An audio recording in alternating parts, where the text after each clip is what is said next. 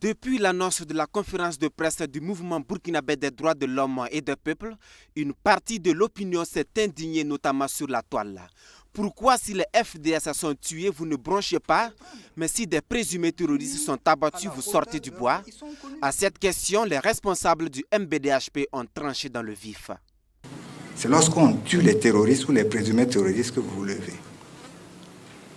Nous avons toujours défendu les FDS.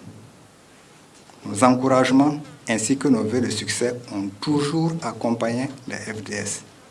Et nous sommes la seule organisation, sinon l'une des seules organisations, qui de façon régulière, depuis au moins 10 ans, a régulièrement pris position en faveur des FCS lorsqu'ils sont attaqués, lorsqu'ils sont tués. Chrysogoone Zougmoré en veut pour preuve les nombreuses déclarations produites à cet effet depuis des années. Ce que les gens disent du MBDHP par rapport à leur position vis-à-vis des FCS, totalement infondé. Nous avons même pris soin de produire un communiqué datant de 2004. Communiqué datant de 2004, intitulé « Déclaration du MBDHP sur les meurtres commis le 18 février 2004 sur des policiers et un civil à Koupéla ». Ça date de 2004.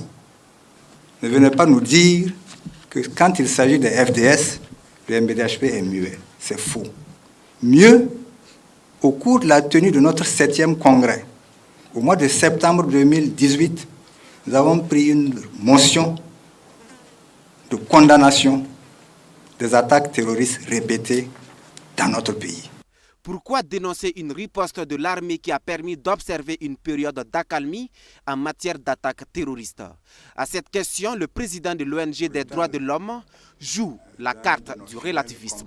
Je rappelle que tout à l'heure, nous avons observé une minute de silence pour un qui vient d'être tué rien que hier. Donc je pense que c'est une accalmie relative. On ne peut pas lier cela forcément à ce qui se serait passé à Caen et environnant la nuit du 3 au 4 février 2019. Ce qu'il faut souhaiter, et nous le souhaitons tous, c'est que, au-delà même de l'accalmie relative que nous vivons actuellement, ce phénomène-là puisse être définitivement éradiqué. Dans son rapport qui accable les FDS, le MBDHP s'est surtout basé sur des témoignages des victimes. Mais pourquoi l'armée n'a pas été associée aux enquêtes, s'interroge la presse. Réaction du mouvement. Je crois que nous avons répondu à cette question. Nous avons rencontré le ministre de la Défense, le ministère de la Défense plutôt, à travers 2 officiers de l'armée avec lesquels nous avons échangé.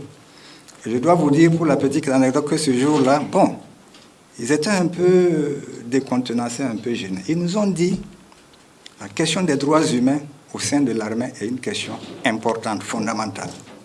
Ils nous ont même dit ce jour qu'ils ont des modules de formation de leurs hommes sur les droits humains. Ça veut dire qu'eux-mêmes, ils sont d'accord que les exécutions sommaires extrajudiciaires sont prohibées. C'est ce qu'ils nous ont dit. Des enquêtes administratives du ministère de la Défense et même du procureur du Faso sont en cours, nous apprennent les animateurs de la conférence de presse qui disent également attendre la fin des enquêtes de l'ONG Human Rights Watch.